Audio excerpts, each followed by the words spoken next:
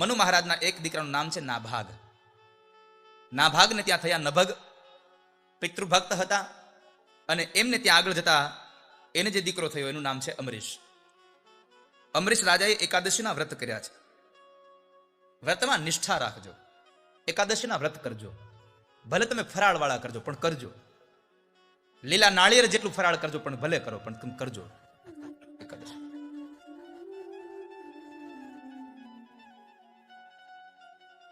પુરાણોમાં લખ્યું છે કે એકાદશીના દિવસે જે માણસ અનાજ ખાય છે એ અનાજ નથી ખાતો, એ સ્વયં પોતે પાપને ખાય છે. અને જે કાંઈ વ્રત કરો ને એમાં નિષ્ઠા રાખજો બાપ. નિષ્ઠા વગરનું વ્રત તમને ફળ ના આપી શકે. અને એકાદશીની નિષ્ઠા તો શું, ભગવાન શ્રીમદ વલ્લભાચાર્ય મહારાજની. એકાદશીના દિવસે વલ્લભાચાર્ય મહારાજ આચાર્ય ચરણ જગન્નાથપુરીમાં ગયા. અને જગન્નાથપુરીમાં ભગવાનના દર્શન કરતા હતા. એ સમયે એના હાથમાં પ્રસાદ આવ્યો. હવે ભગવાન જગન્નાથપુરીમાં જે પ્રસાદ થાય છે ભગવાન જગન્નાથનો, એ પ્રસાદ ચોખાનો હોય છે.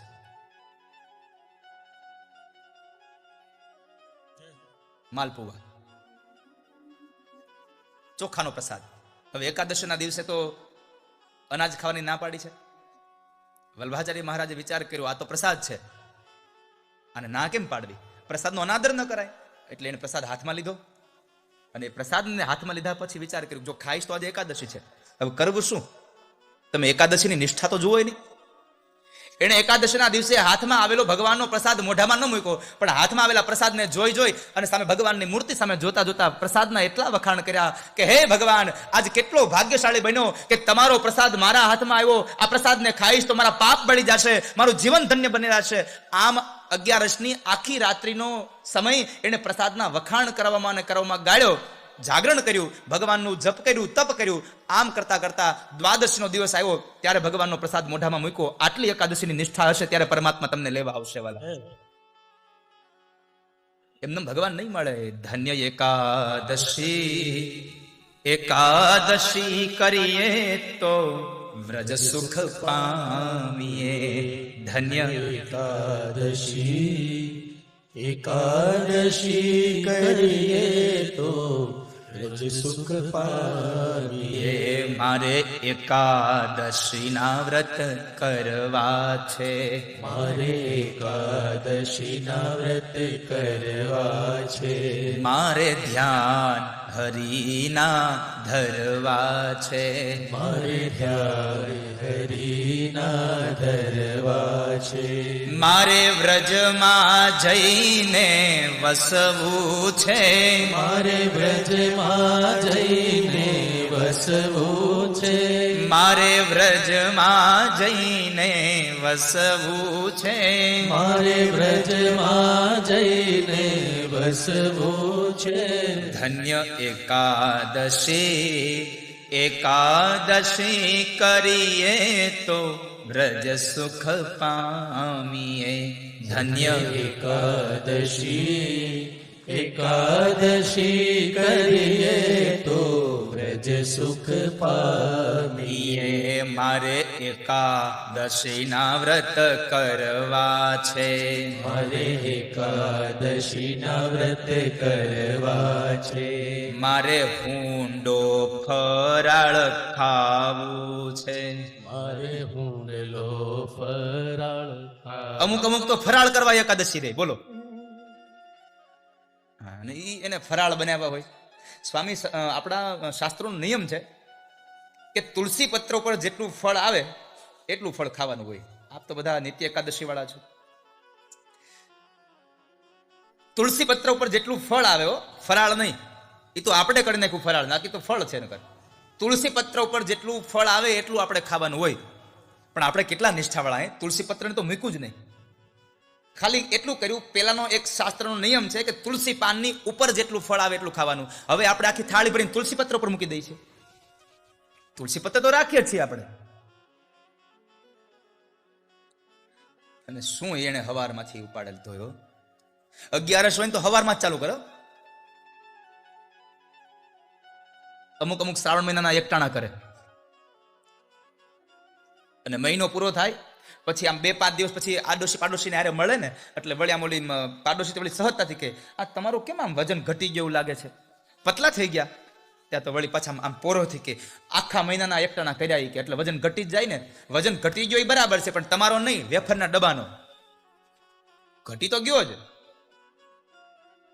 દીકરાનો ભાવ, પુત્ર ભાવ મટી અને પ્રભુ ભાવ પ્રગટ થયો એટલે માં યશોદાએ 2 હાથ જોડ્યા. ભગવાન મનમાં ને મનમાં બોલ્યા છે, સારા મજા ચોપટ હો ગયા સારા. માના હાથનો માર ખાવા માટે તો મેં લીલા કરી હતી, પણ માએ તો મને 2 હાથ જોડી દીધા. ભગવાન કહે છે, માં જો મને ભગવાન માની દેશે ને તો મને માનો પ્રેમ નહીં મળે.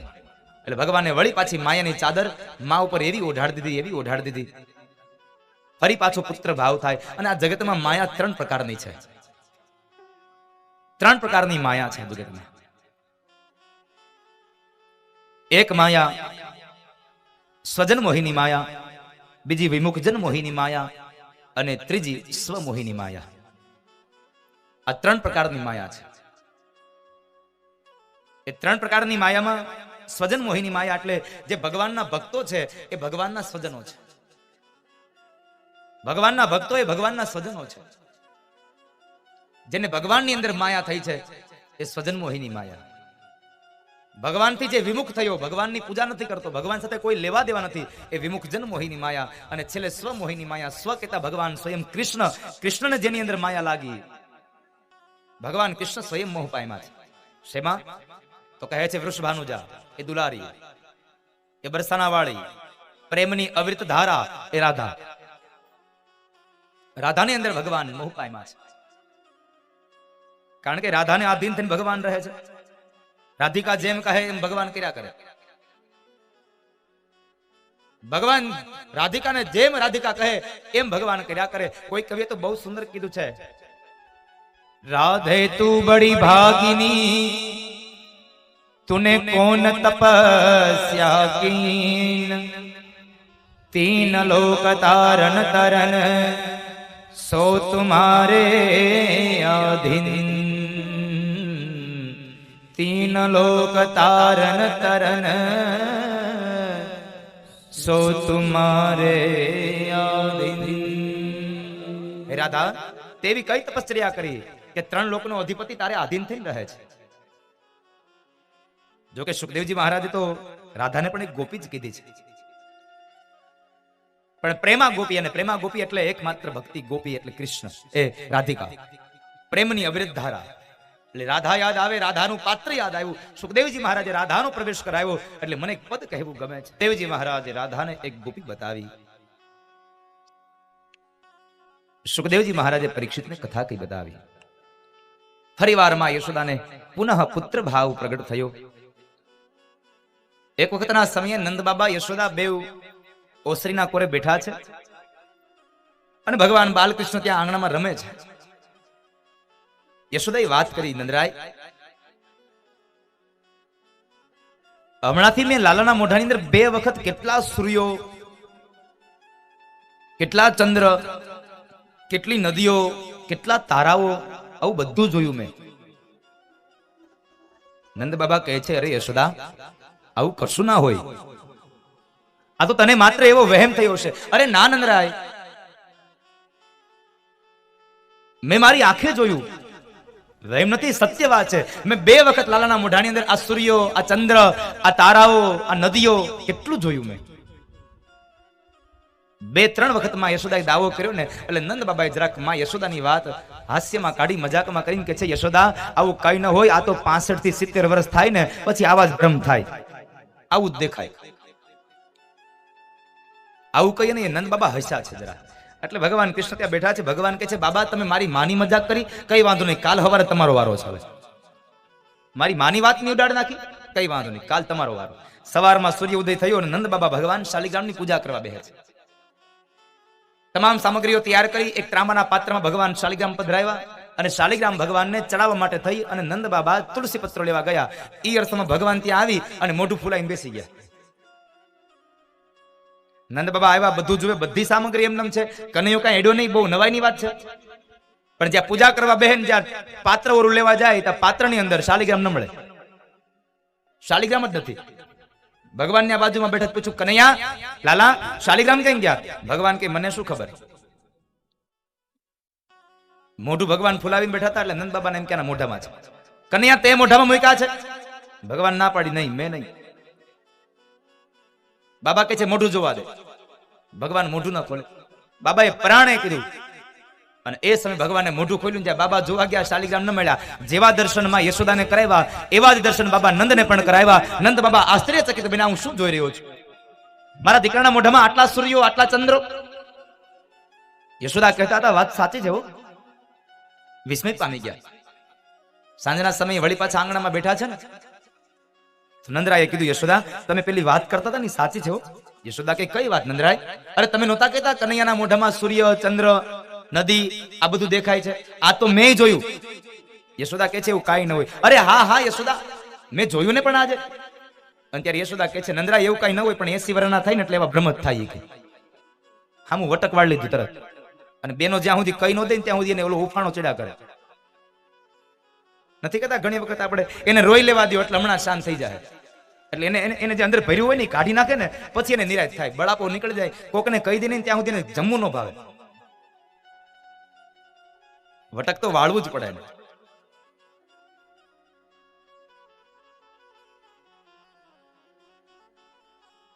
ફરી પાછો એ પુત્ર ભાવ થયો માં યશોદાને. અને નંદ અને યશોદા તો સાહેબ આ તો પૂર્વ જન્મની કમાણી છે કે જેને લઈ અને આ જન્મે બ્રહ્મ એની ઘરે દીકરો બનીને આવ્યો છે. ભાગવતની અંદર લખ્યું છે યશોદા અને નંદરાય ગ્યાજ્રમમાં શું હતા? તો એમાં કહે છે કે પૂર્વ જન્મની અંદર દ્રોણ નામના વસુ અને એની ધરા નામની પત્ની હતા. ગ્યાજ્રમમાં વસુ અને ધરા નામની પત્ની હતા. એમણે એ જન્મની અંદર ગાયની સેવા કરીને એટલે ગાયોની સેવાને લઈ અને ભગવાન પ્રસન્ન થયા અને કહે છે કે તમે ગાયોની સેવા કરી છે માટે હું તમારે ત્યાં હવે દીકરો બનીને આવીશ. અને ભગવાન 11 વર્ષ સુધી નંદ અને યશોદાના આંગણાની અંદર રમ્યા છે. ભગવાન ગયા જન્મની કમાણી હતી.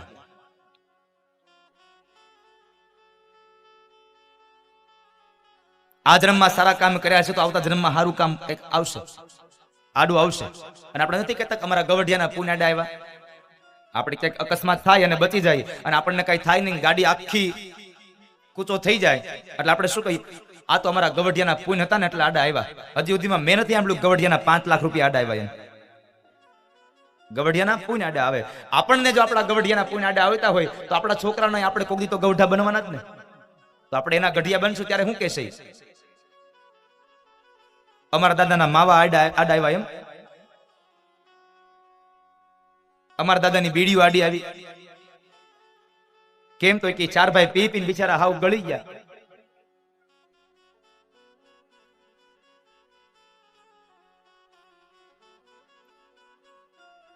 છોકરાઓને કઈક બોલવાનું આમ અનુકૂળતા આવે ને એવું જીવન જીવન જાજુ. છોકરાઓને આપણે કરેલા કર્મો કઈક છોકરા ક્યાંક યાદ કરી શકે ને એવું કર્મ કરજો બાપ.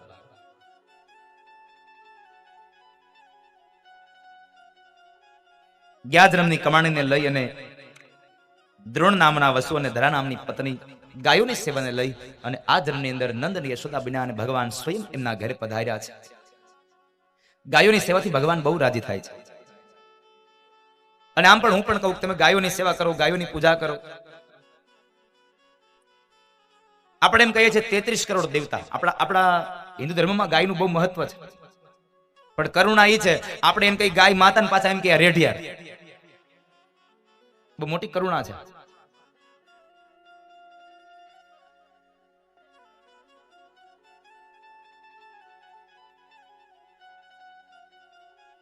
તેત્રીસ કરોડ દેવતાઓની પૂજા કરવા માટે થઈ અને 33 કરોડ દિવસ આપણે કદાચ આપણા ભાગ્યમાં હોય ન હોય કોને ખબર. આ બધા ભગવાનની પૂજા આપણે ન કરી શકીએ, પણ એક ગાયની પૂજા કરો એટલે બધા ભગવાનની પૂજા આવી ગઈ. કારણ 33 કોટી દેવતાઓ એક ગાયના શરીરમાં વાસ કરે છે, માટે એક ગાયની પૂજા કરવી. ગાયનું છાણ આપણે ત્યાં એટલું અગત્યનું છે.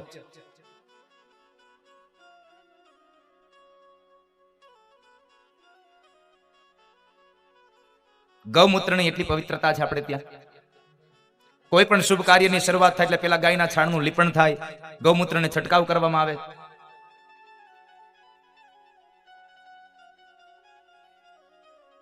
ગાયનું બહુ મહત્વ છે આપણા હિન્દુ ધર્મમાં.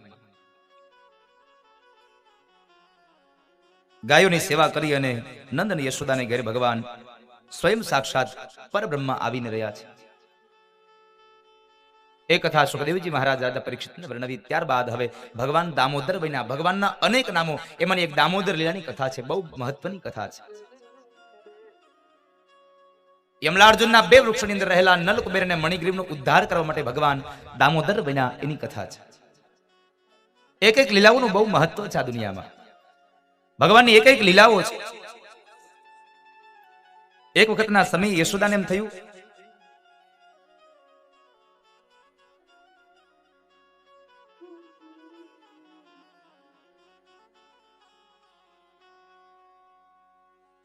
કે બધી ગોપીઓ મને ફરિયાદ કર્યા કરે છે, તારો કનૈયો અમારે ત્યાં આવી અને માખણ ખાઈ જાય છે, અમારે ત્યાં આવીને માખણ ખાઈ જાય છે, તો મારા ઘરમાં માખણ કેમ નહીં ખાતો હોય?